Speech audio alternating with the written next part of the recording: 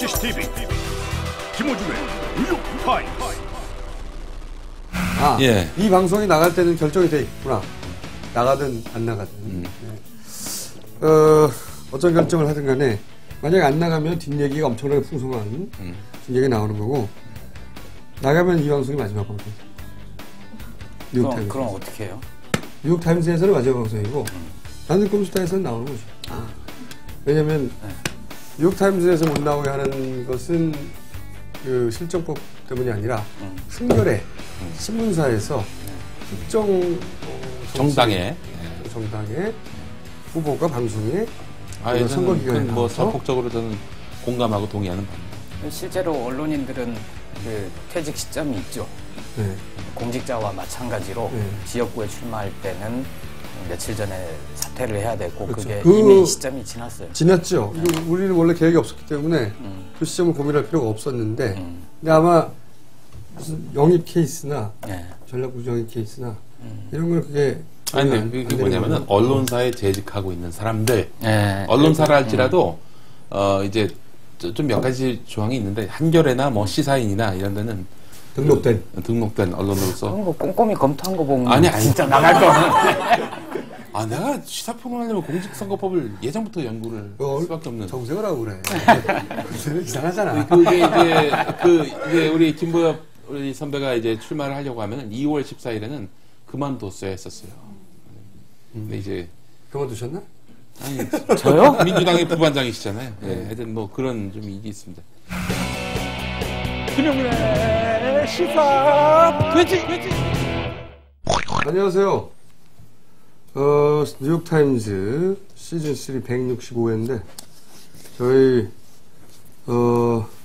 사상 최초로 김용민을 빼고, 김용민이 중간에 똥 누다가 늦게 들어온 적도 있고, 그런 적은 있어도, 네. 지금 아예 빠진 상태로, 지금 맞은편에 한겨레 신문사에서 긴급 투입한, 누구라고요? 써있어요. 왜 안 써있는데? 위에 있어요. 진행자 김호중. 김외현 정치부. 네. 예, 김용민에 비해서는 지나치게 외모가 수려하고 한결에 어울리지 않는 외모예요. 제가 보면 경제지 이런 데 어울리는 외모인데, 증권가나. 김외현 지금 출입처가 어디 있습니까? 지금 민주당을 비롯한 야당 출입하고 있습니다. 그러시군요. 지나치게 다소곳 하는 걸 보아 또 오래 버티지 못하지 않나요? 이렇게 둘이서 저희가 오늘 한번 해보고 아니다 싶으면 또 갈아치우고 이렇게 하도록 하겠습니다. 네. 신입 환영은 그래도 해드려야지.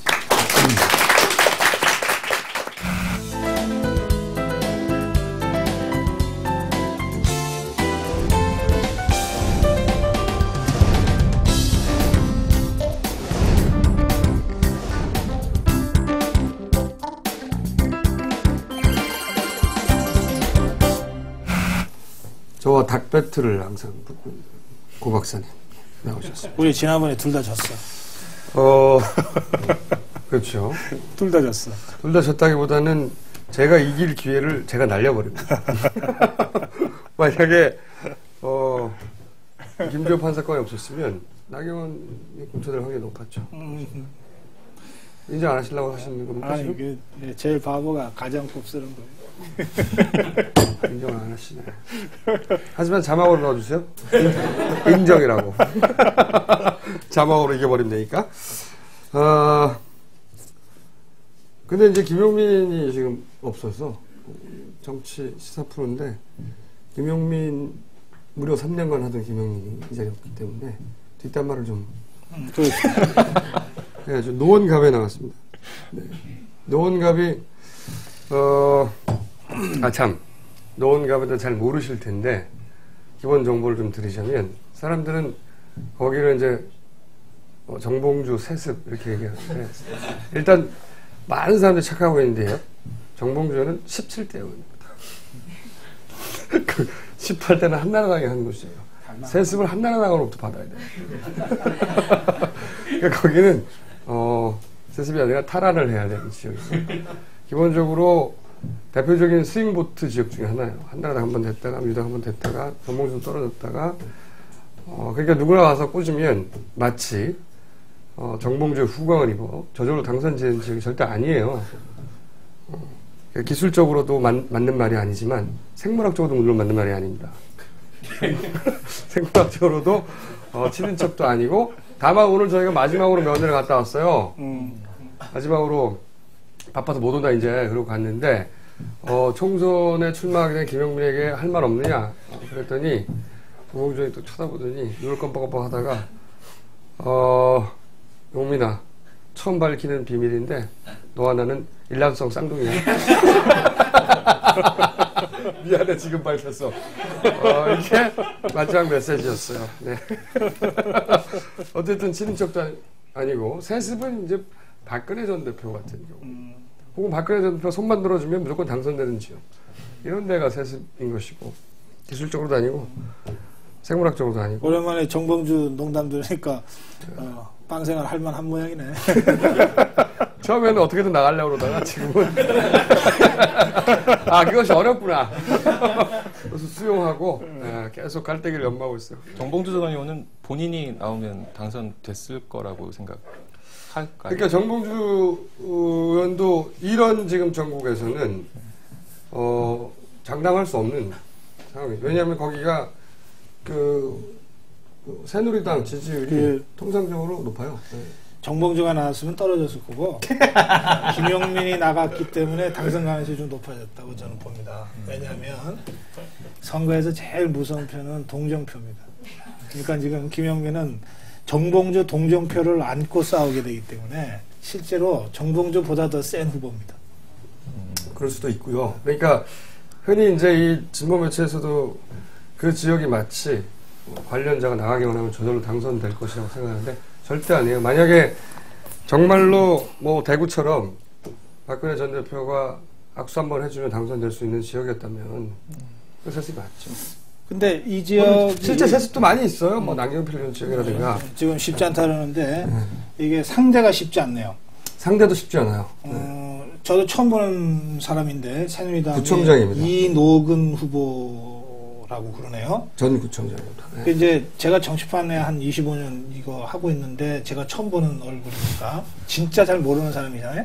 이제 선거에서 어떤 거 있냐면 잘 모르는데 이름이 누군지도 모르는데 하여튼 그 동네 구청장을 지냈다. 이거 진짜 센 사람이에요. 그렇죠. 그 사람은 중앙에 거의 나타나지 않고 오로지 지역 관리만 했다는 거예요. 국회의원들 중에도 초선 의원 중에 이름 얘기하면 누군지 모르는 사람 많아요. 근데 그런 사람들이 진짜 셉니다. 그건 4년 동안 내내 경조사만 하고 다녔거든. 지역에서. 네? 그런 사람이. 그래서, 우리 김영민 씨 가서, 이노건 새누리당 후보하고 결재에 경적하면 안 됩니다. 경적하면 필패고, 뭐, 자기가 굉장히 유명하니까, 뭐, 이노건은 누군지도 잘 모르고, 뭐, 쉽게 이길 거다. 선거 절대 그렇지 않습니다. 예. 지역선거는 절대 그렇지 않아요. 그러니까, 사람들이 큰 착각을 하는 거죠. 그게 이제. 협찬 빼먹고 했대. 협찬이 아무래나 하면 되죠. 협찬 뭐 있어,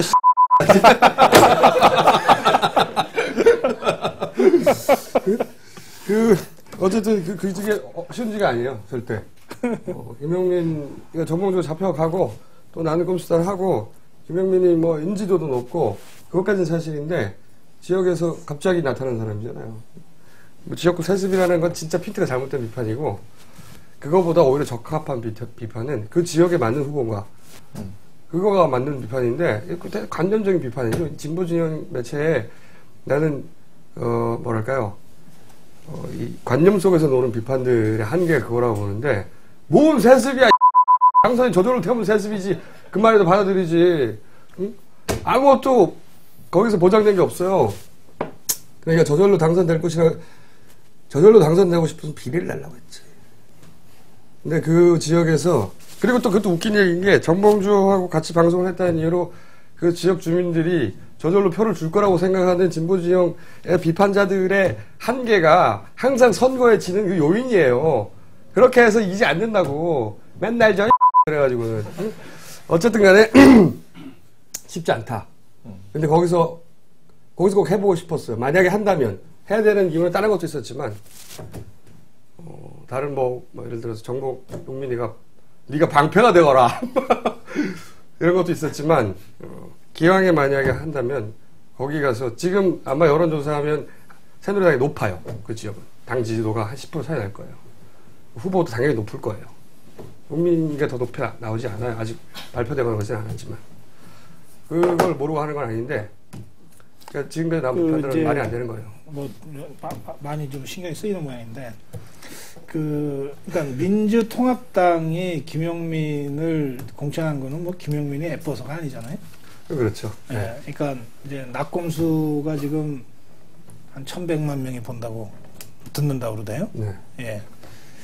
그러면 이제 김용민을 공천하건 뭐 김어준을 공천하건 대개 그 표가 투표장에 갈 적극적 이유를 제시하는 거죠. 그걸 뭐 네. 민주당 당 차원에서는 그런 걸 기대하는 거죠. 그렇지. 그러니까 네. 민주당 차원에서는 그걸 기대하는 거고. 그래서 민주당은 이미 그 효과를 246개 지역구에서 다 골고루 지금 받아가고 있을 거예요. 그런데 그와 별도로 김용민이 붙냐 떨어지냐 이 문제는 전혀 차원이 다른 그렇죠. 거다. 다른 문제입니다. 그 얘기를 지금 강조하고 있는 거예요. 네. 그러니까 그 조중동에서 그렇게 비판하는 건 하기 좋은 비판이잖아요. 지역구 사회가 물려주니 어쩌니 뭐. 근데 진보 지역에서 하는 건 대단히 관념적인 비판이다. 그러니까 내용도 근데 없어. 네. 그러니까 민주통합당이 그런 비판을 자초한 측면이 있죠. 했죠. 네. 네. 공천 전반에 이 공천을 노원감만 놔두고 마치 정봉주가 누구를 지목하면 그 사람을 공천 주는 것처럼 이렇게 흐름이 만들어졌고 그거를 교정하지를 않았어요. 그리고 실제로 그랬는지 모르지 뭐. 그건 잘 모르겠는데 그렇게 되면 당연히 뭐 보수 언론이 아니라 누구래도 이게 무슨 저 노원갑이 뭐 정봉주 개인 거냐. 라고 하는 비판을 할 수 있는 거예요. 그래서 공천의 원칙이 있기 때문에 네. 그 원칙을 잘 세워서 그 원칙에 합당하니까 이렇다라고 당에서 설명을 해줘야 되거든. 그게 후보를 관리해 주는 거거든. 근데 그거를 네. 뭐 김용민은 물론이거니와 어떤 후보에 대해서도 해주지 못하는 게 지금 이제 그 민주통합당이 그 점에서 저 지도력의 그 아주 심각한 위기를 여러 차례 지금 노정하고 있는 거죠. 일단 이게 지금 얘기를 간단히 꺼내려다가 좀 깊이 들어가긴 했는데 한 3가지 정도 그 굉장히 많은 시청자분들, 국민들이 궁금해할 걸 총수한테 좀 여쭤보고 싶은데 왜 나한테 물어보고 그래? 용민이한테 물어보고 측근이기 때문에. 사회봐야 돼. 측근이기 때문에. 사회자가 나한테 질문을 하고 기사인 줄 알아봐 지금 진행자인데. 그래도 정봉 일단 해봐요. 대답 안 하면 되니까. 좀 전에 고정국 박사가 말씀하신 그 정봉주 의원이 지목하면 될 것처럼 되는 분위기가 어디에 있었는데 네. 실제로 정봉주 의원이 지목을 했던 걸로 알고 계신가요? 아니면? 그랬죠. 원래 이제 지금에 와서 하는 얘기지만. 원래 정봉주 전 의원이 이제 수감될 그 즈음에는 작년 12월이죠. 12월 26일 수감됐는데 통보가 된 며칠 전이니까 그 즈음에는 본인의 계획은 빨리 나온다는 거였어요. 자기 마음대로.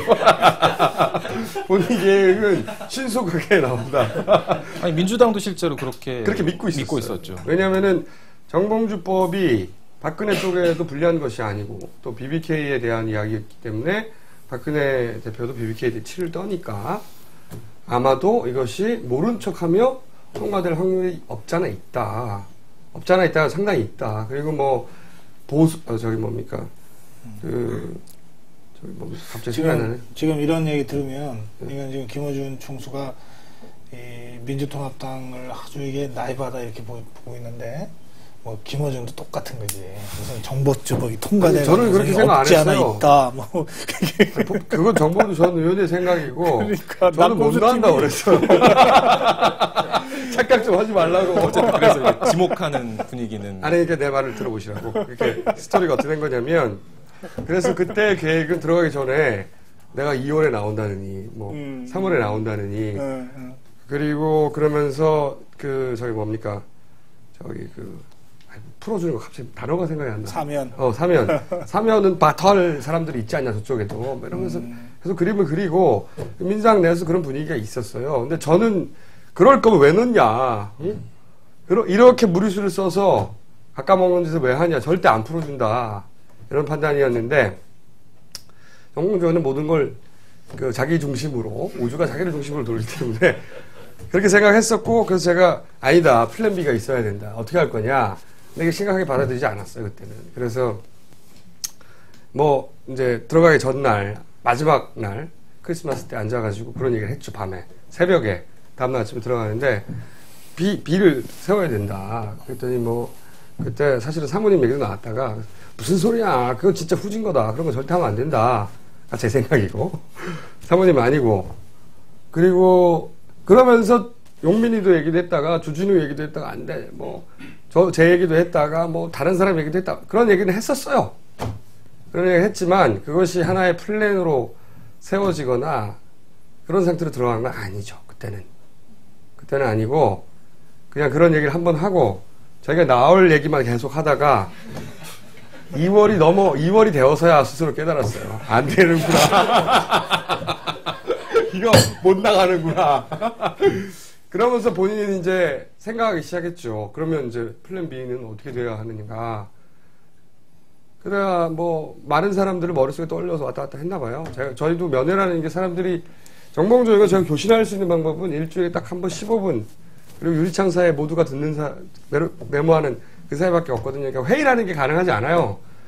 내밀한 얘기나 어떤 생각을 해왔는지 우리가 들을 수도 없고 의견을. 근데 그 15분 동안 짧은 얘기를 중에 김용민 이름도 나오고 뭐 여러 사람이 이제 왔다 갔다 했어요. 그러다가 민주당에서 이제 우리는 일반 면회밖에 못하게 못 가지만 특별 면회를 하는 민주당의 뭐 이 당직자나 간부들이 가서 이제 마주 앉아서 얘기를 좀 길게, 거기서는 30분씩 할 수 있으니까 얘기를 하는데 내심 그런 걸 밝혔던 거죠. 내 생각에는 김용민이 자질이 있다 라고 생각한 거예요. 저는 안 할 걸 뻔히 알고 주진이도 안 할 걸 뻔히 알고, 그리고 다른 사람들도 해봤는데 그 양반이 그 지역에서 태어나서 자랐기 때문에 그 지역을 잘 알아요. 그 지역이 만만치 않다. 누구나 민주당 후보를 갖다 꽂으면 저대로 될 거라는 생각을 하는 것은 그 지역을 잘 이해하지 못하는 거다. 그러니까 김용민이기 때문에 무조건 거기 가서 나의 지역구를 받아라, 이게 아니었어요. 그런 차원의 사고가 전혀 아니었고, 자기가 전략기획위원장이 스스로 된 거예요. 갑자기 순간적으로 또 거기서. 원래 그런 거 좋아하거든요. 말씀하신 대로 그런 면도 있고, 그리고 또 한 가지는 그렇게 해서 그 지역을 야권 연대나 선거 운동의 새로운 모델로 만들자. 흔히 또 뭐 1년 있다가 나와서 무슨 자기 물려주는 거 아니냐 이렇게 하는데 그 말도 안 되는 소리고. 그리고 지금 어쨌든 그런 과정을 거친 거예요. 네. 김용민이 질문 그만하고. 근데 김용민은 이게 너무 갑자기 다가온 일이니까 오랫동안 결정을 못했죠. 자기는 사실 목사님이 목사 안수를 받아서 기독교 매체를 세우려고 했는데 1년 있다가 그러니 갑자기 MB 정권 끝나고 나서. 그렇죠. 참고로 저는 패션 디자인을 해볼까 생각 중이었어요. 주진우는 뭐 어디 간다 그러고 어쨌든 그런 얘기 하는 중이었는데 애가 갑자기 이걸 받으니까 처음에는 안 한다고 그랬죠. 저희도 반대했어요. 그건 맞지 않다. 근데 이제 여러 가지 전략적 판단과 고려와 그리고 역할 또 뭐 방패, 검찰도 부르고 하고 자꾸 잡아가려고 하고 주치도 잡혀가려고 그러고 그렇게 복합적으로 작용한 거죠. 나중에 선거 이기고 나서 다시 말씀드릴게요. 큰 골격은 이래요. 이 정치판 쭉 봐오면, 그러니까 이제 정치판에서 전략통이라고 스스로 자처하는 사람들 있잖아. 정봉주. 정봉주도 끼나. 하여튼. 전략기획위원장이었어요, 그래도. 지선거 제일 못하는 사람들이 그 사람들이야. 자기가 떨어져. 다른 거 진짜 잘 맞춰요. 그런데 자기가 떨어졌는데. 지가 제일 잘한다고 생각하기 때문에 다른 사람 얘기를 안 들어요. 근데 원래 명의는, 이게 자기 부모, 자기가 집도 안 하거든. 그래서 내가 이렇게 지금 우리 김원 충수가 설명한 낙곰수 팀의 김용민 공천까지 가는 과정을 쭉 보면 정말 애들 손꼽장 나는 그걸 이렇게 들여다보는 것 같은 거지. 그래서 당연히 봤어야지. 평론이 나오고 있으니까. 나는 내가 안 하니까. 나는 내가 그걸 안 하니까. 그래서 이제 그렇게 나이브하게 하지 말고 좀 제대로 해라. 그런 얘기 하고 싶네. 지금이라도. 지금은 이제 공천이 되면서부터는 모두가 바뀌었어요. 그러니까 시사평론가가 그게 아니고 후보가 됐어요. 진짜로. 그래서 거기서 살아요. 새벽부터 일어나가지고 있잖아 그거. 악수하고 인사하고. 왜냐면 인지도는 대단히 높은데 사실은 어떻게 이 사람을 받아들여야 될지 사람들이 마음을 결정하지 못한 상태예요. 그럼 지지율 안 나오거든요. 전혀? 평소도 지원 유세 좀 가시나요? 가는 게 별로 도움이 안 돼. 그래서 여쭤보는 거예요. 아니, 그렇지. 김영민이 저 나비 넥타이 메고 그렇죠. 길거리 나서진 않았을 거 아니야. 아직은. 그렇지. 아직은. 네? 그러니까 이게 단정하게 하고 시민들한테 겸손하게 보여야 되는데 그 옆에 무슨 톱수룩 해가지고 손에 이거 주지를 가죽 잠바고 그렇지. 라이뱅 쓰고 네. 무슨 난 담배 피고 있고 주머니에 손 집어넣고 네. 이러고 있으면 정말 돈 안 되거든. 그건 도움 안 된다고 보고 안 가는 것이 좋다. 저희도 그 동네를 배회하지 않습니다. 아니 이제 어느 시점에 여러 가지 재밌는 이벤트를 생각하고 있죠. 그리고 대신에 죄송한데 대신에 그 진짜 김영민을 아끼는 팬들이 티내지 말고 가서 격려해 주는 건 굉장히 중요해요. 그러니까 티내고 몰려다니면 동네 분들이 싫어해요. 무슨 플래카드 들고 낙곰소 이렇게 들고 다니면 노란 거 입고 막 몰려다니고 동네 분들이 싫어해. 예? 마치 외부에서 누가 와서 자기네 동네를 막 휘젓는 듯한 느낌을 갖거든요. 그거 굉장히 조심해야 돼. 그러니까 조용히 가서 그 선거 캠프에 이제 고생하는 사람들 많거든요.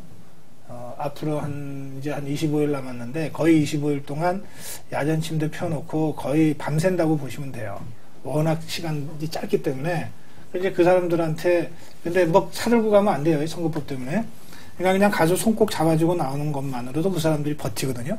그러니까 이제 그런 격려는 많이 해주시는 게 좋아요. 그리고 이제 아니 그러니까 지금 이건 편집해야 돼. 내가 말했다고 하지 말고. 하여튼 이렇게 막 율동하고 복장 입고 하는 건 사실 시끄럽고 도움도 안 되는데 답답해서 그러는 거야. 근데 사실은 제일 좋은 거는 이노근 새누리당 후보가 이 방송 보면 정말 뭐라 할 것 같은데. 그러니까 꼭 김영민이 아니고 일반적으로 이제 우리 선거에서 지금은 이게 돈 쓸 수가 없잖아요. 돈만 정말 돈 잘못 쓰면은 바로 자격 박탈되니까. 그리고 조직 동원도 옛날처럼 안 되거든요. 그래서 지금 어느 선거구나 여야 가릴 것 없이 제일 효과를 보는 것은 지인 찾기예요. 지인 찾기. 그러니까는 그렇죠. 예, 내가 꼭 지지하고 싶은 후보가 있을 때 그 지역에 내가 아는 사람이 한두 명은 있게 마련이거든. 그럼 그 사람한테 이렇게 연락을 해주는 거야. 내가 그 지역에 나온 어느 당의 누구가 내가 이러이러한 의미에서 내가 좋아하고 존경하는 사람이니까 좀 해주라. 이런 전화는 선거법에 상관없이 다 할 수 있어요. 누구나가 개인적으로. 그런 식으로 해서 지인 찾기를 하고 지인이 지인을 찾아주는 이런 게 맞으면 네트워킹 선거고 이건 돈에 안 들잖아요. 예. 그러니까 근데 이게 제일 효과가 있어요. 그래서 이번 이 19대 총선에 여야 모두 그런 것들을 열심히 하고 있다는 거 여러분들 알아주면 돼요. 두 번째 질문이 뭐예요? 그래서? 다 답변하신 것 같아요. 두 번째가 이제 그 흔히들 얘기하듯이 김용민이 정봉주를 대리해서 출마하는 거라면 정봉주 전 의원이 출검하면 어떡할 거냐라는 그런 말도 안 된다고 하셨고 네, 질문 자체가 우리를 졸라보는 거지. 아닙니다. 그런 식의 사고 자체를 우리는 하지 않아요. 왜 이게 필요하냐? 사실 선거판, 그러니까 물론 우리한테 오는 위협 때문에 했지만 선거판이 이렇게 어그러지지 않았다면 또 이런 생각도 안 했을 거예요. 뭐 민주당 스스로 만들어낼 동력도 별로 없는 것 같기도 하고 그런 면도 있어요. 근데 네. 김용민이 진짜 국회의원 가네. 네, 저는 잘할 거라고 봐요. 어떻게? 그건 지금 생각해 볼게요. 아니 김용민이 기본적으로 10년 동안 나름 시사평론가였어요. 프로그램도 진행하고 시사 프로그램도. 근데 그런 게 이제 오히려 감춰졌죠. 워낙 나는 꼼수사의 돼지. 응? 또 하나 중요한 질문 있어요. 욕은 어떻게 할 거냐 앞으로. 그래서 우리가 그걸 개발했잖아. 조! 우리에게 조가 있다. 뭐 질문 하나 더 있어. 마지막은 이제 아까 여쭤봤던 거 지지. 사전 하는 거예요 무조건 가면. 오케이. 네. 네. 지지? 하여튼 지금 여론조사를 누군가 돌리면 그러니까, 지는 걸로 나올 거예요. 이제 우리 기자가 초짜 맞네. 질문 3개 있다 그랬잖아. 네. 첫 번째 질문 쫙 설명하니까 2번, 3번은 해도 하나만 하지. 그러니까 그건 무슨 질문이라. 몇 년 차야, 몇 년 차? 2006년 입사했습니다. 초짜가 아니네요. 아, 초짜가 아니야? 그러면 실력인가? 초짜? 어쨌든 뭐 김용민과 관련한 비판들은 대부분 피트가 안 맞아요. 비판 듣기 싫어서 나는 피트가 안 맞아. 몰라. 이게 국회의원 되고 나서 또 이 뉴욕타임스 다시 이 자리에 앉아서 방송하겠다고 혹시 그런 생각 갖고 있어요? 그건 안 물어봤어요. 이거 물어봐요. 그래서 그런 생각 없다 그러면 그냥 떨어지라 그러세요. 내가 보기에 김용민 자리는 여기지 노원갑이 아니야. 사람마다 더 잘 어울리는 자리가 있잖아. 노원갑으로 여기 나오죠. 그러니까. 뭐 국회의원이 돼서 여기에 앉아서 방송 진행 못할 이유는 없지. 현역 의원인 경우에. 네. 할 수 있죠. 네. 이거 하래. 어떻게 하는 거예요? 그냥 책 들고 내가 책은 들어줄게. 거기 원고 읽으면 돼. 아, 이거 자, 정치의 희화도 참 웃긴 비판이야. 됐어. 어떻게 안상수보다 더 웃길 수 있고. 어떻게 그럴 수 있냐고 우리가 노력을 해. 근데 그걸 불가능한 것들 매일매일 깨달아. 책 읽어야 돼. 이 대본상으로는 본 내용에 들어가기 앞서서라고 돼 있는데 본 내용 중간에 오늘도 황노자 교수 쫄지 않는 협찬사를 소개합니다. 촛불 집회 참가자들에게 한파에도 굴하지 않고 물대포를 쏘는 국가, 생존권을 보장하라는 국민들을 테러리스트로 여기고 살인적 진압을 하는 국가, 재벌 총수의 편의는 최대한 배려하면서 노동자의 해고와 죽음은 외면하는 국가, 국가는 당신을 보호하고 있습니까? 동서고금의 역사 속에서 국가가 힘없는 사람, 가난한 사람, 주변부의 사람의 것인 적이 있었는지를 되묻는 책, 폭력으로 유지되는 국가와 결별하기, 박노자의 삐딱한 국가론, 당신을 위한 국가는 없다를 한겨레 출판에서 협찬합니다. 자, 제가 이제 신청 사연을, 저는 40평생 정치와 담을 쌓고 살았던 두어의 평범한 대한민국 가정주부입니다. 작년 말 우연히 뉴욕타임스를 접하고, 집에서 청소 요리를 할 때 잠자리에서도 틈만 나면 이어폰을 꽂고 청취를 합니다. 그러다가 며칠 전 중2 아들에게 충격적인 발언을 듣게 되었습니다. 매일 집에서 이어폰을 끼고 다니면서 아이들과 대화가 단절된 점 때문에 아들이 저에게 폭탄발을 한 것입니다. 엄마를 112에 좌익 빨갱이라고 신고하겠다. 이 새끼!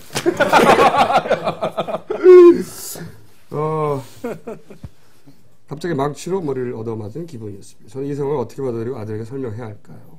미래 권력인 아들에게 정치에 관심을 가질 수 있는 동기를 마련해주고 집에서 남편과 아이들 눈치 보지 않고 당당히 뉴욕타임스를 듣고 싶습니다. 꼭 이런 절절한 사연을 쓰신 분들은 안 오더라고요. 오셨어요? 네. 너야? 아들도 왔어? 너 이런 뭐야? 좌익 빨갱이 이거 어디서 들은 이야기야 단어? 오늘 TV에서 좌익 빨갱이라는 용어를 쓰는데 너 종편 보니? 시청률 0%에 도전하고 있는데? 지하철에서 가다가 111에 좌익 사범을 신고하라고 그래서 111에 좌익 사범을 신고하라고 써있는 포스터를 봤다? 네. 그래 네 잘못은 아니네? 내가 빨갱이로 보여? 아니요. 내가 좋지? 네. 이유는 알 수 없지만 왠지 좋지? 네. 네. 솔직히 말해봐. 좋아요. 어머님 해결됐습니다. 감사합니다. 아들만 해결하면 돼요. 여기는 저기 남편분은 안 오셨나 본데? 네, 남편분은 못 왔고요. 남편은 못 왔고요. 남편분도 보수적이신가요, 정치적으로? 예, 그런 편이에요. 이혼도 가능하고요, 그러면? 아, 그러시구나. 안 보세요? 뉴욕타임즈를 아예? 나는 꼼수라도 듣지 않고? 예, 저렇습니다. 저만. 들려주죠, 보시죠, 한번. 권해보시는 게. 한 8회 정도. 조진이 처음 나왔던. 아니요, 많이 대시해봤는데 안 되더라고요. 아예 듣지를 않는 거야? 아니면 네. 꽂았다가 빼버려요? 안 들어요, 아예. 아, 그게 보통 이 보수적인 성향의 사람들이 무서워해요. 혹여 재밌을까봐. 진짜로. 혹여 재밌고 혹여 맞는 얘기를 할까봐 그래서 자기가 구축했던 논지와 세계관이 무너질까봐 아예 접근을 안 하려고 해요. 그리고 공포를 혐오로 바꿔서 대처하거든요. 강제로 들리세요, 강제로. 네, 알겠습니다. 묶어놓고. 왜냐하면 웃긴 거는 어쩔 수 없거든요. 강제로 묶어서 들려주시고, 아드님은 저를 좋아하는 걸로 문제를 해결됩니다. 네, 좋지? 네. 좋아해라, 계속. 네. 자, 그럼 두 번째 거는 읽어주시죠. 박은정 검사를 응원합니다. 박은정이 누구야?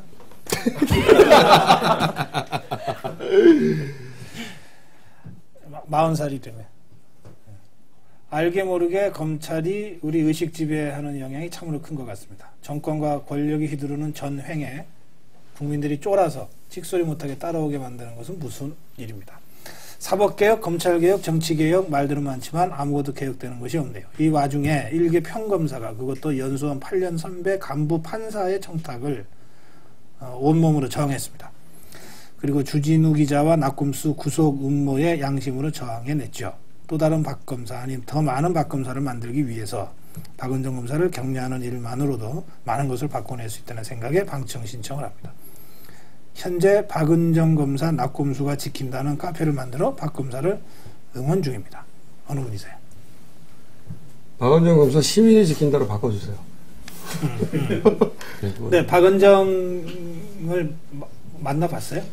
아니죠. 뭐 어떤 친구가 좋다고 해서 꼭 만나볼 필요는 없죠. 예. 어떻게 생각해요? 어떤 사람 같아요? 그냥 글쎄요, 뭐 되게 그 사람은 다 똑같잖아요. 검사라고 해서도 다 똑같은 사람인데, 그리고 오히려 그런 어떤 그 조직 속에서 그런 것들을 여태까지 그런 식으로 이게 저항했던 검사는 저 기억하지 못하고 있거든요. 근데 그래요? 사실은 그런 검사도 많았어요. 예, 뭐 많은데 저는 잘 안상수도 자기가 독재 권력에 저항했던 검사라고 늘 앞세우고 다녀요. 그 이제 옛날 얘기죠. 네, 그러니까. 예. 근데 그런 사람들을 자꾸 이제 검사가 나쁘다고 욕하는 것도 중요하지만 의로운 행위를 했을 때 사회적으로 그 가치를 평가하고 북돋아주는 것도 대단히 의미가 있다고 생각하거든요. 그래서 의로운 길을 가시는데 외롭지 않았으면 해가지고 이렇게 조금씩 이렇게 마음을 모은 것 같습니다. 몇 명이나 가입했어요?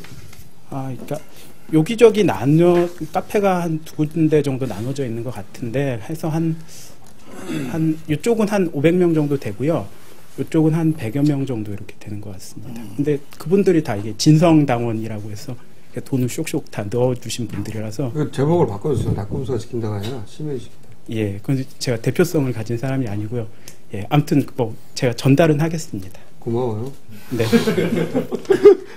근데 검사 얘기 나온 김에 이 얘기만 좀 하고 싶네요. 이제 박은정 검사도 그렇고 얼마 전에 사표낸 지금 이제 출마하는 백혜령 검사도 그렇고요. 이게 검사의 목표는 검사에 입문할 때 목표는 되게 검찰총장이거든요. 그죠? 근데 좋은 뜻에서건 나쁜 뜻에서건 뭔가 이런 식으로 사고가 나면 일단 총장을 접게 돼요.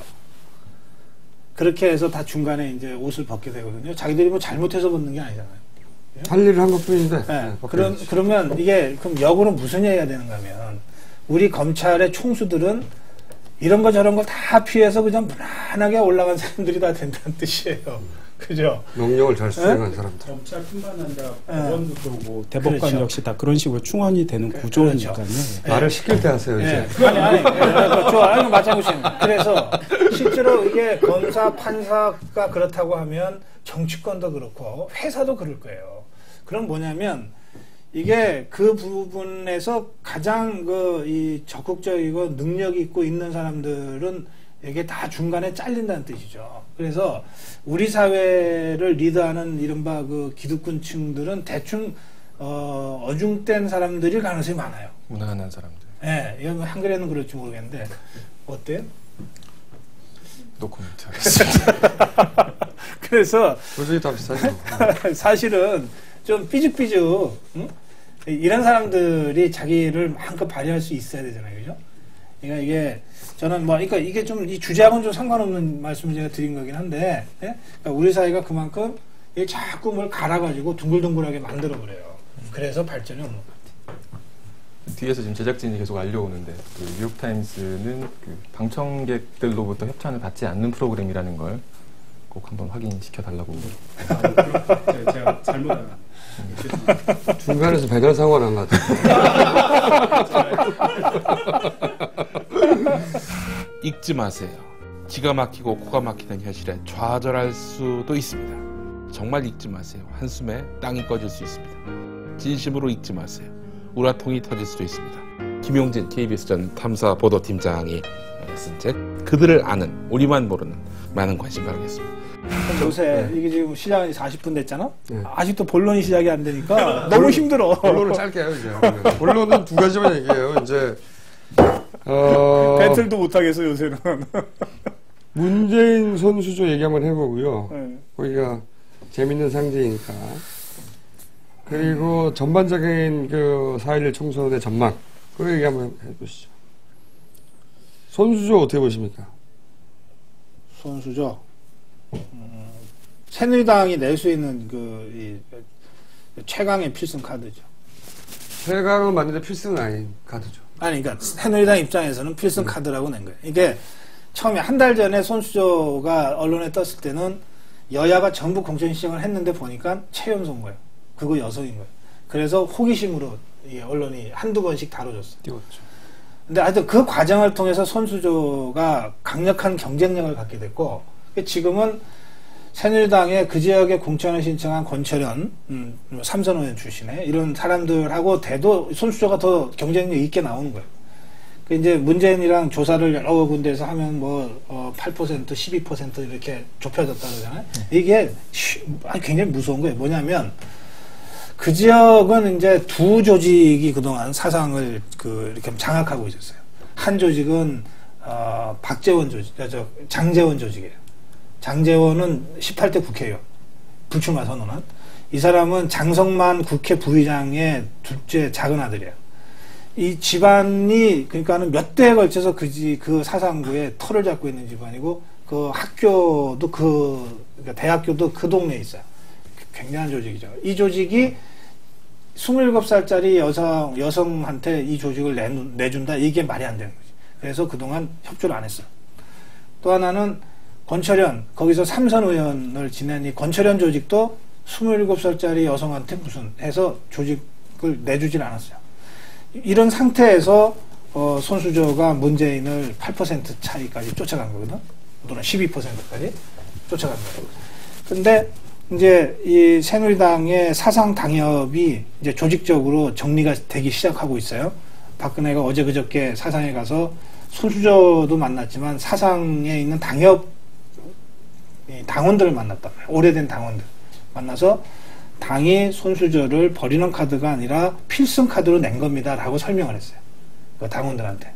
그래서 손수조와 사상의 그 새누리당 당협이 결합을 하면 이제 추가 상승 동력이 생기는 거죠. 그래서 나는 이번 주말에 또 조사가 돌아갈 텐데 하면 문재인 손수조 혼전 이렇게 나올 수도 있다. 지금 추세대로 가면. 그러니까 결코 쉬운 상대가 아니다. 여기까지만 말씀드리겠습니다. 그렇죠. 예, 저는 지난 방송에도 얘기했지만 굉장히 영리하고 동시에 굉장히 야비한 수라고 생각하는데, 왜냐하면 손수조는 그 지역 상대가 문재인이 아니었으면 절대 어떤 선거구에서도 후보로 공천될 리가 없는 거거든요. 그러니까 손수조가 훌륭한 게 아니죠. 훌륭한 후보인 게 아니죠. 그것이 마침 문재인이라고 하는 야권의 제일 대선 주자를 서로 문재인이 이기더라도 그 승리를 완벽하게 할 수 없는 그런 전략적 카드로서의 의미가 있기 때문에 대단히 영리한 것이고, 그리고 한나라당처럼 오너가 확실한 당이 아니면 절대 꽂을 수 없는, 박근혜가 가서 무마시킬 수 있는 그런 조직이 아니면 민주당에서는 이런 아이디어를 낸다 한들 절대로 공천될 수 없어요. 그 안에 과정을 거쳐서. 근데 그렇다니, 그러니까 손수조가 됐다는 자체가 사실은 당이 전혀 민주적이지 않다는 얘기이기도 해요. 그리고 거꾸로는 선거를 정말 잘한다. 전략적으로. 영리하다. 그리고 또 야비하다. 상대 후보를 대권 주자로 겁이 나면 정말로 자기가 가서 붙든가 박근혜가. 근데 이제 버려도 되는 카드인데 저는 그렇게 이해해요. 선거 전략적인 차원에서. 손수저 저기 문재인이 대구 달성군에 출마를 선언했으면 박근혜가 딴 데 안 가고 붙었겠지. 문재인은 그 동네 사람이니까. 아니 그러니까 양쪽이 다 똑같은 얘기지. 틀리죠. 그러니까 아니 문재인이 그렇게 겁나면 박근혜가 와서 붙던가라고 하는 얘기는 그렇게 박근혜랑 붙고 싶었으면 문재인이 달성군 찾아가면 되지 않냐 이렇게 하는 얘기랑 똑같은 얘기지. 아니죠. 만약에 이 얘기를 길게 하고 싶진 않아요.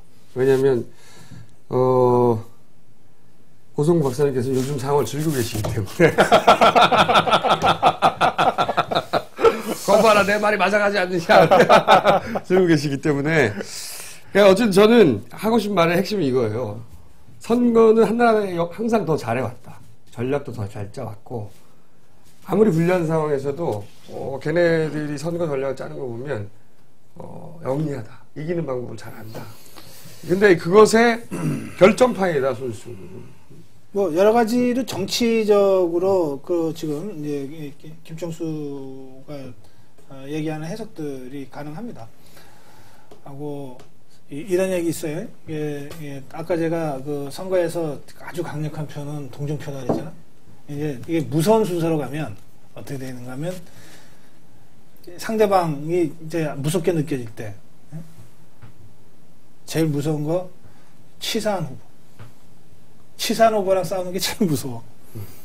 그리고 선수는 전혀 잃을 게 없기 때문에 아무 말이나 막혀도 돼요.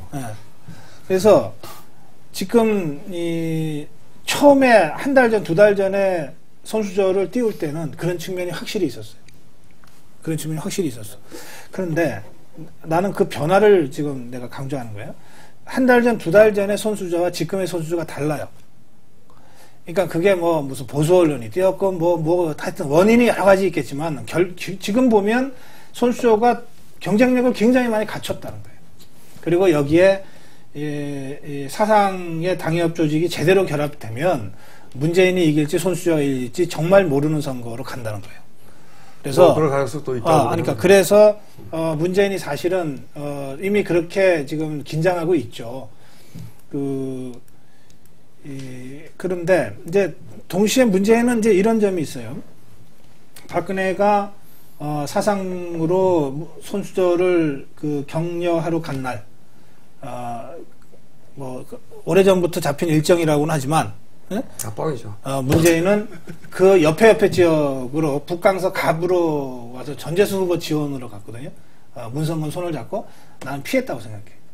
근데 이게 그렇게 피해서 될 선거는 아니다.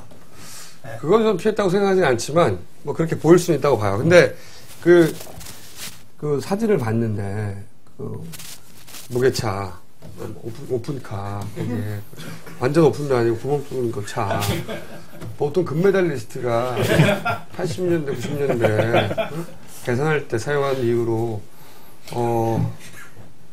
리차드 기어가 또 프리티 응원에서 또 사용을 해주셨어요. 그 이후로 우리나라 대선 후보급이 그걸 사용을 본 거는 더군다나 아무 날도 아닌 날에 처음인데 근데 그만큼 박근혜가 중요한 거죠. 아니 그러니까 그만큼 박근혜가 절박하게 뛰고 있다는 거예요. 그 중요한 것이고 그리고 이게 평일도 그러니까 뭐 휴일도 아닌데 무슨 날도 아닌데라고 했잖아. 아무도 길거리에 가도에 안 나와 있었으면 박근혜도 그걸 뻘쭘해서 하겠어요? 다 동원했죠. 박근혜가 가니까 1000명 이상 모인단 말이에요, 사람들이. 아니 그거는 그렇지가 않죠. 아니요. 박근혜가 간다는 걸 알리고 그 지역이나 모든 지역에서 다 끌어모은 거죠. 누가 박근혜 나오는 줄 알고 그때 준비들 튀어나옵니까? 절대로 몰라. 이건 사실관계가 좀 달라. 아니 내가 그때 부산에 있었어. 아니 그러니까 내가 사상의 현장을 가지는 않았지만 분위기가 다르다니까. 아니 그거는 박근혜가 오는지 사람들이 어떻게 합니까? 1000명이 왜 몰라? 미리 다 공고가 된 건데 일정 자체가 그렇다 하더라도 아니 그리고 상대적으로 무슨 이건 동원된 거예요. 새누리당 당원이나 새누리당 지지자나 박근혜 지지자 또는 뭐 박사모 이런 사람들이 대고 왔겠죠. 대개 박근혜가 어디로 가건 간에 외지 사람들이 많이 가요. 그것은 박상호 사람들이 다른 데 있다가 그 길 가는 거예요. 박근혜를 얼굴을 한번 보기 위해서 또는 박근혜한테 힘을 실어주기 위해서. 그럼 문재인은 안 그래? 똑같지. 문재인은 그런 식으로 하진 않아요. 아니, 뭐 마찬가지지. 뭐 문재인 예를 서울에 들어서 가서 서울에 온다고 문재인이 아니, 그럼 갑자기 서울의 노사모가 문재인 때문에 안 모여? 아니 이런 행사를 아니, 안 해가지고 모이냐고. 안 모인다고 이렇게는 그게 뭐지? 예를 들어서 무슨 상징적인 아니, 한번 물어봅시다. 문재인이 서울에 오면은 뭐 노사모가 와서 사람들 안 모여요? 그냥 우연히 모이는 건가? 아니죠. 이거는 특정 선거를 목적으로 네. 그 세를 보여주려고 그리고 이 후보 그쪽 지역에서 반발이 지구장에서 있으니까 뭐, 정치적 행사잖아요. 완전히 이벤트. 본질적인 얘기는 아닌 것 같고 한 가지 네. 제가 잊어먹기 전에 얘기합시다. 내가 지난번에 다른 모임에서 김갑수랑 토론을 하고 재밌게 놀았어요. 보지는 못했어요. 갑에 나온. 아니 그 말고 문화평론가 김갑수 씨. 이 사람이 강력하게 주장하기를 문재인 대망론은 자기가 가장 먼저 주장했는데 자기가 김어준보다 덜 유명하다는 이유로 문재인 브랜드를 김어준한테 뺏겼다. 분하다. 그러더라고요. 그거 김갑수 알죠? 알죠. 그래. 그래서 내가 좋다. 그러면 내가 그 얘기를 그대로 전하겠다. 뉴욕타임스에. 그리고 내가 문재인 패널로 김갑수 당신을 내가 PD나 김어준 총수가 오케이를 하면 초청을 제안하겠다. 그러면 지금 나하고 우리 김총수는 문재인 얘기하고 나는 김두관 얘기하고 있거든요. 그래서 맨날 싸우잖아. 그러면 김갑수는 문재인 패널로 오면 김두관 패널도 내가 한 명을 부르겠다. 그렇게 해서 2대2로 붙어보자. 내가 이렇게 김갑수 선생한테 제안을 했어요. 자기는 언제든지 시간만 주면은 달려와서 박살 내겠다 그랬고. 김두관을 우선 동급으로 놓으려는 이런 음모예요. 응할 수가 없어요. 자, 일단 지지를 올리고 나서 오세요. 자, 하여튼 제안을 제가 그렇게 합니다. 네. 한판 합시다. 아니 그러니까 이런 음모에 응할 이유가 없다. 어쨌든 저는 이거 같은 스탠스를 지금 문재인 이사장이 손수조 후보에 대해서 좀 취하고 있지 않습니까? 응할 이유가 없다면서 정면 승부를 좀 그러니까 이거는 절묘한 수긴 절묘한 수가 맞아요. 야비하면 절묘한 수가 맞아요. 영리하고 야비하고 기자 맞네. 날카롭네. 그러니까 문재인 이사장이 손수조를 상대할 방법이 뭐가 있어요? 말을 더듬잖아 지금. 상대할 방법이 없다고 실제. 근데 김두관이 무슨 손수조야? 왜 피해? 그거는 그 손수조는 문재인의 거의 육박하는 지지를 보이고 있잖아 이제. 김두관은 아니란 말이야 아직 지사가. 아니 그런데 이제 김두관 얘기 나온 김에 한마디만 하면 나는 이번 총선의 성적 이거는 김두관이 문재인을 앞설 것 같아요. 이제 제가 어제 그저께 이틀 동안 부산에 있었는데 그래서 부산 많이 돌아다녀봤어요. 부산에서 민주통합당 야권 연합했으니까 야권이 당선될 지역이 하나밖에 안 되는 것 같아요. 하나. 근데 그게 문재인일지 조경태일지 잘 모르겠어요. 한 달 전에 한 5석까지 봤었거든요. 그러니까 부산의 오피니언 리더들이 그렇게들 봤어요. 근데 지금은 이번에 가서 확인했더니 많으면 둘 또는 하나 정도도 이렇게 바뀌었어요. 반면에 경남 쪽은 크게 구도가 바뀌지 않았어요. 경남은 한 달 전에도 한 5개 정도는 해볼 만하다 그랬고 지금도 5개 정도는 해볼 만하다 그러고 있거든. 그러면 아무리 김어준이 문재인을 만든다고 하더라도 선거 끝났는데 부산에서는 하나 간신히 됐고 경남에서는 한 5개 됐다. 그러면 김두관이 이기는 거지. 그러면 김두관이 문재인 상대를 안 하지 그때부터는. 그러니까 나는 이런 희한한 논리. 아니 희한한 논리가 아니라 어떻게든 만들어 보시려고. 네, 그렇지 않아. 근데 어쨌든 이 선거가 이제 대략 한 달 남았는데 서울시장도 한 달 만에 당선된 사람이에요. 그러니까 한 달 동안 한 달에 한 20일 남았지. 그렇긴 한데. 네, 20일 남았지. 15일. 정말 시간이 없는 거야. 20 며칠 남았고 24, 5일 남았는데. 방송되는 날짜 기준으로 하면. 그렇죠. 24일 남았는데 그 사이에 많은 사건들이 있을 거예요. 진짜로. 옵착지라부터 끝으로 갈수록. 저는 지금 전망하는 게 큰 흐름은 얘기할 수 있지만 실제 선거가 어떻게 뒤집힐지는 모르는 일이라고 생각해요. 여전히. 정선거에서 어떤 이슈가 터져 나오느냐 저쪽에서 준비한 카드들이 있고 어떤 사람은 그래요. 그러니까 이제 저는 직업이 평론이니까 6개월 전에도 이 의석수 예측을 하고 한 달 전에도 예측하고 1시간 전에도 예측해야 됩니다. 왜냐하면 6시에 선거 딱 끝나고 나면 개표 방송 들어가기 전에 출구조사 결과가 먼저 나오잖아요. 그럼 내가 5시부터 방송을 하면 출구조사 결과가 어떻게 나올까요? 라고 물어봐. 불과 1시간 있다가 이 수치로 낼 거라 갖고 예측을 하려는 거예요. 이렇게 맨날 예측하죠. 이제 되게 틀리는 경우가 많지만. 그래서, 근데 이제 교수들은, 되게 빠져나갑니다.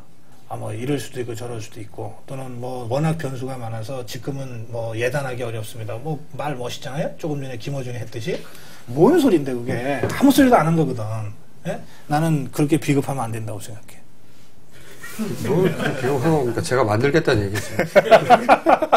제가 어떻게 만들어가는지 잘 보시라는 얘기지. 여기 주제가 이거 있잖아요. 그 총선 전망해라. 그러니까는 하자니까 숫자로. 총선 전망을 하면요. 예. 저는 야당이 이긴다고 봅니다. 야당이 이긴다고 본다는 게 아니라 야당이 이기도록 만들겠다. 우리 김종국은 이런적인 매력이요.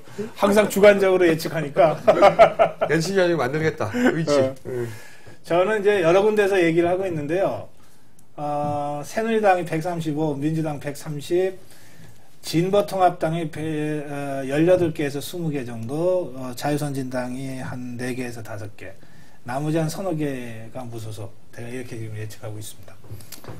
그러니까 뭐 다른 거 다 떠나서 저는 새누리당이 일당될 가능성이 조금 더 있다고 보는 것이고, 김원준 총수는 야권 민주통합당이 일당될 가능성이 더 있다, 또는 그렇게 만들겠다, 그런 차이가 있습니다. 네. 왜 그렇게 맞는 이야기고요. 네. 네? 왜 그렇게 보시나요? 민주통합당이 잘 못하고 네. 새누리당이 어쨌든 상대적으로 잘해요. 선거는 역시 새누리당이 잘한다. 게다가 이번에는 오너가 확실하잖아요. 박근혜는 결정할 수 있고 나머지를 모두 다 주저앉힐 수 있어요. 이게 뭐냐면 우리가 이 자리에 임종석 총장도 우리가 한번 모신 적이 있지만, 사실 임종석 문제는 결국은 정리됐어야 될 문제인데 정리하는데 한 달 이상 걸리잖아요. 그런데 새누리당은 강남 가불에 문제가 있다 그러니까 3일 만에 어쨌든 해결을 해버리잖아요. 그러니까 이 차이가 큰 거예요. 이게 선거에서는 이거 하나하나 때문에 사람들이 표를 주기도 하고 지지를 철회하기도 하거든요. 그런 의미에서는 오너십이 있냐 없냐, 또 그 오너가 어떤 리더십이냐가 굉장히 중요합니다. 말씀하시죠. 더군다나 이번엔 대선하고 맞물렸기 때문에 대선 주자, 제1주자가 오너가 됐는데 누가 거기다 대놓고 반항을 합니까? 그러니까 기본적으로 선거 전략을 잘 짜고, 원래 보수 진영은 예를 들어서 뭐 이념이라든가 대의라든가 혹은 뭐 도의라든가 이런 거 별로 안 따져도 되거든요. 누가 이길 것이냐.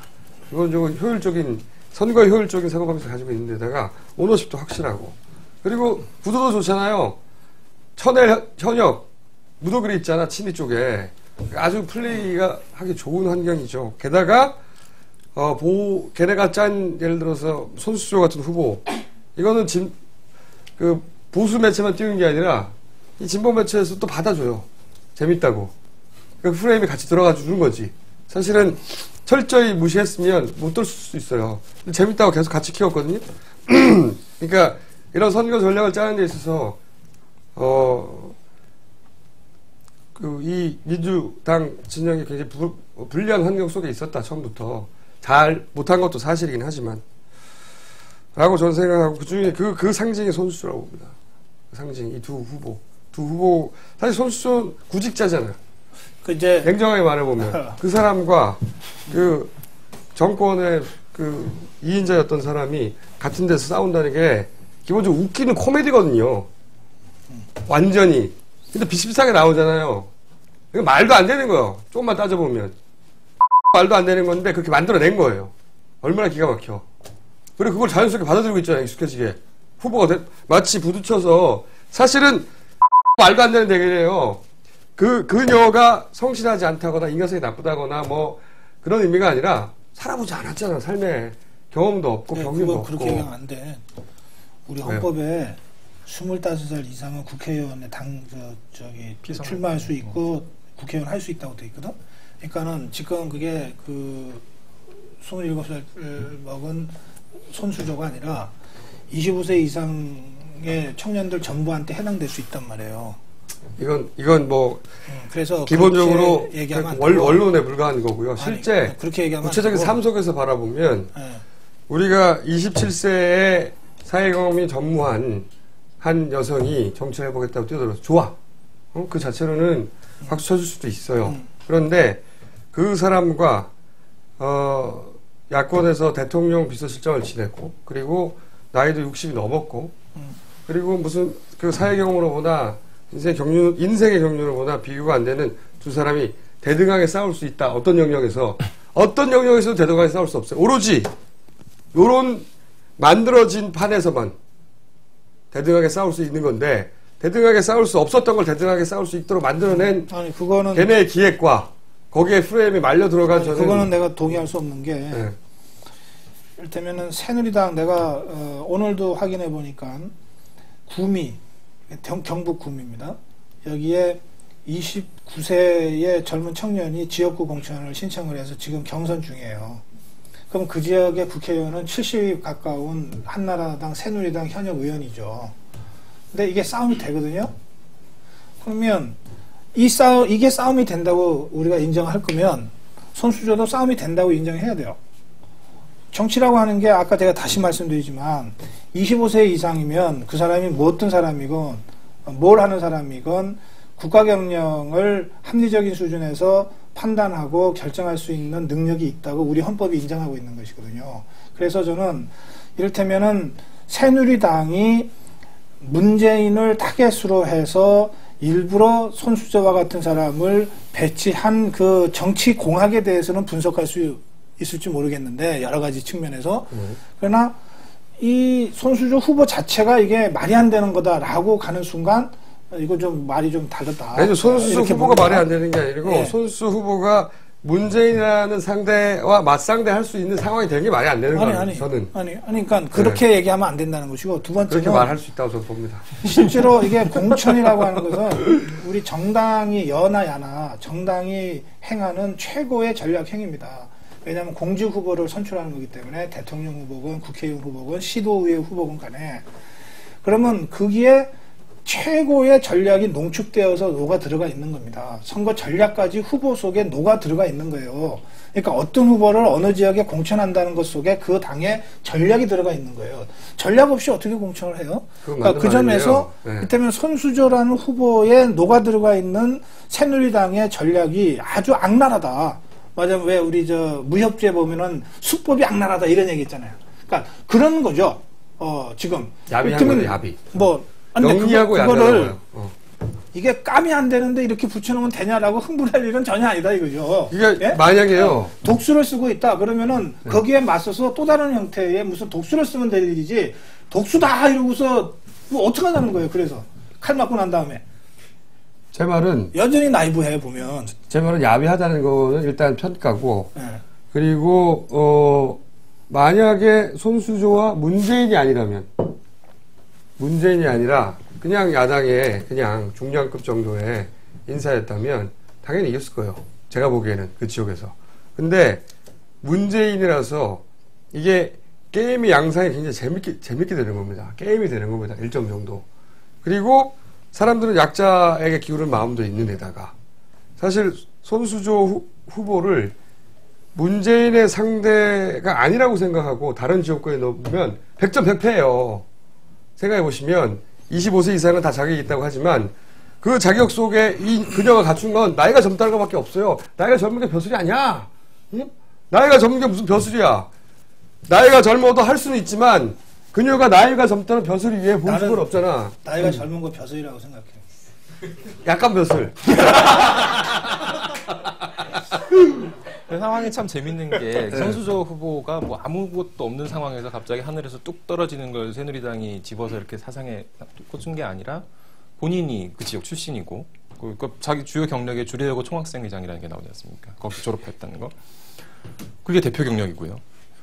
그러니까 어떻게 상황이 굉장히 절묘하게 맞아떨어진 걸 수도 있는 거죠. 찾아냈죠. 그건. 그리고 그 지역에서 문재인과 붙으려고 하지 않으니까 다른 동네에서 뛰던 사람들이 붙으려고 하지 않으니까 근데 이제 대단히 영리한 기획자가 만들어낸 거라고 봐요, 실제로. 근데 영리하기도 하고 야비하기도 하고. 근데 여기서 게임이 된다는 게 나는 화가 나는 이유가 뭐냐면 만약에 박근혜가 박근혜가 대구에 나왔어요. 근데 그 진보 진영에서 대단히 뭐 예를 들어 젊고 무슨 27, 8세에 박사학위도 하고 세계적인 천재로 인정받은 멍석하고 잘생긴 놈을 거기 꽂았어. 게임이 될 것 같아요? 절대 안 되지. 절대 안 되고 인정받지도 못하고 모욕적이라고 말을 들을 거예요. 한편으로는. 근데 이거는 되잖아. 왜냐하면 이 프레임은 보수는 짤 수 있지만 진보진은 못 짜는 거예요. 이렇게 사과하지 못하는 거예요. 아니 그거는 이제 이 지역이 부산이니까 그런 거죠. 부산이니까 그런 건데 사실은 문재인이 부산에 출마하는 거는 문재인의 나름의 전략인 거예요. 또 한편으로 보면 그건 전략이 아니라 제가 그걸 자세히 하는데 그러니까 전략으로는 출마하지 말았어야 되는데 그것이 아니고 자 2002년 노무현 신화를 재현하면 대통령이 될 수 있다. 뭐 이런 생각들을 지금 하고 있는 거 아니에요? 그러면 부산에서 문재인의 힘을 보여주면 호남과 부산의 일부, 그러니까 호남과 영남의 일부를 묶어내서 2002년 노무현 신화를 재현하겠다는 거잖아요. 그 전략이잖아요. 그러니까 그 전략이 아니라니까요. 아니 그 전략이니까 문재인이 그러니까 몰라. 문재인은 그 머릿속에 그 전략이 없는지 모르겠는데 적어도 야권의 지지자들은 그런 전략적 판단을 갖고 문재인을 지지하는 것이고 그런 전략적 판단을 가지고 김두관을 주목하는 거 아니에요. 심지어는 안철수까지도 사실은 저 사람이 부산이래 이래서 더 주목하는 대목이 있잖아요. 아니 뭐 그 유권자들이 다 그렇게 생각하고 실제로 문재인 머릿속에는 내가 안 들어가 봤지만 야권의 대다수의 전략가들이나 정치인들이 다 그런 전략적 판단을 가지고 지금 문재인과 김두관을 보고 있는 거 아니에요? 안 들었습니다. 딴 생각하느라고 다시 김두관으로 돌아가. 아니 그게 아니고 그렇게 끝날 것 같아서. 김어준이 처음에 문재인을 런칭하려고 굉장히 노력을 할 때도 내가 지금 설명한 똑같은 구도를 갖고 설명을 했거든. 필승 카드다. 문재인 필승 카드다. 김두관에 대해 설명하셨구나. 삭제해주세요. 어쨌든 문재인이 거기 다음에 좀 더 심층 토론 해봅시다. 문재인 대장이 거기 후보가 출마한 것은 적어도 본인은 그런 뜻이 아니었는데 그렇게 읽힐 수는 있어요. 본인은 도대체 문재인은 왜 출마한 거야? 물어보시죠. 이것도 아니고 저것도 아니고. 이런 거죠. 그 지역에서 이겨야 되는데 다른 사람만 나가라고 할 수 없다. 미안하다. 나가지 말라 그랬어 다. 왜 지역에 나가서 해야 하냐고. 물론 일각에서 정치공학적으로 여기서 승리하면 대권 주자가 될 수 있다고 말했지만 그 계획은 머릿속에 없는 양반이에요. 근데 이제 자기가 나가지 않고서 다른 좋은 사람들을 여기에 나가라고 말하는 것이 말이 안 된다. 염치가 없는 짓이다. 이게 이유예요. 사람이 그런 사람인데 어쨌거나 간에 아니 정말 대선에 관심 없고 정말 지역구도를 극복하고 싶은 그런 의도라면은 대선 불출마하고 하면 되지. 그건 또 못하죠. 왜? 자기가 야권의 지지율을 끌어가는 도구가 돼야 된다고 생각하는 사람이에요. 자기가 안 나가더라도. 하여튼 그게 이제 이해가 안 가지만 현실 정치인으로 그렇게 생각하면 안 된다고 생각하긴 하지만 그게 그 양반의 또 매력이기도 하기 때문에. 아니 그러니까 리딩 문재인을 잘해야 된다고 생각하고 지금 김어준 총수가 리딩 문재인을 제일 잘하고 있다고 내 인정합니다. 그러니까 사실에 근거해서 지금 설명을 하고 계실 텐데 근데 그 부분들에 이렇게 몇 가지 포인트가 내가 보기에 정돈이 안 돼 있거나 아니면 굉장히 비현실적인 전제나 이런 것들로 좀 있어서 내가 지금 그런 대목들을 조금 더 심층 토론하기 위해서 문제를 제기하는 거예요. 다음에 한번 해봅시다. 그러니까 김두관 문재인을 놓고 대결을 하려면 일단 문재인한테는 다음에 김두관이 제일 강적이에요. 그러니까 지금 어떻게든 이게 김두관을 제끼려고 그러는 모양인데 이게 안 제껴져. 현실 속에서 이번 성적은 김두관이 더 좋게 나올 거예요. 아니 그러니까 그거는 좋은 일이죠. 많은 사람들이 거기서 뽑히면. 근데 그거하고 대권 후보하고는 생각하기가 이루어지지 않을 거예요. 오히려 정운찬 지난 시간에 얘기 안 했나? 정운찬이 나올 것이라는 얘기를.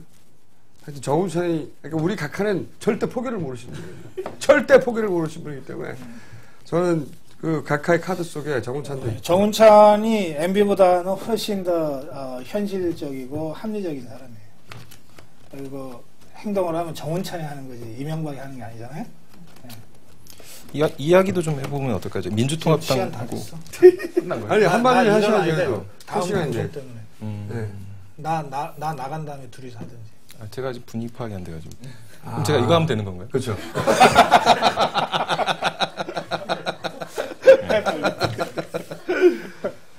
자, 이건 제가 들고 와야 되는 거예요. 스킨케어 음이온 샤워기. 그거 읽으시면 됩니다. 이게 물이 나와요, 근데? 아니, 이게 꽂으면 물이 나오지. 구멍이 없어요. 근데 알 바 아니고. 어디서로 나오겠지 뭐. 자, 여러분의 폭발적인 응원으로 샤워기가 대박이 나고 있다고 합니다. 특이한 점은 한 번 구매하신 분이 다시 구매하신다고 하니 허허허. 다시 돌아온 그 명품 스킨케어 음이온 샤워기, 음이온 팡팡 녹과 염소 제거 수압 빵빵. 아토피 안심마크를 획득한 국내 우수 중소기업 인기 상품입니다. 한이 착한 쇼핑 주문 전화 080-667-4949 또는 이게 한겨레 TV 안 끝났습니다. 이게 하세요. 우리 바쁘 얘기 좀. 한겨레 TV 메인 배너 skcares.com에서 구입하실 수 있습니다. 시청자 여러분의 많은 성원 부탁드립니다. 그리고 이거 써보니까 좋아요. 아 그래요? 쓰세요 이거. 괜찮은 것 같습니다. 구멍은 안 보이는데 물이 나오나 봐요. 이게. 자, 그러면 여기서 김용민 없이 진행한 가능하면 김용민이 여기 오더라도 웃으면서 돌아왔으면 좋겠는데 울고 돌아오면 혼내줘야지. 그럴 일은 없을 것이고 어쨌든 여기까지 김용민 없이 한 최초의 뉴욕타임스 여기까지 하겠습니다. 시작합니다. 감사합니다.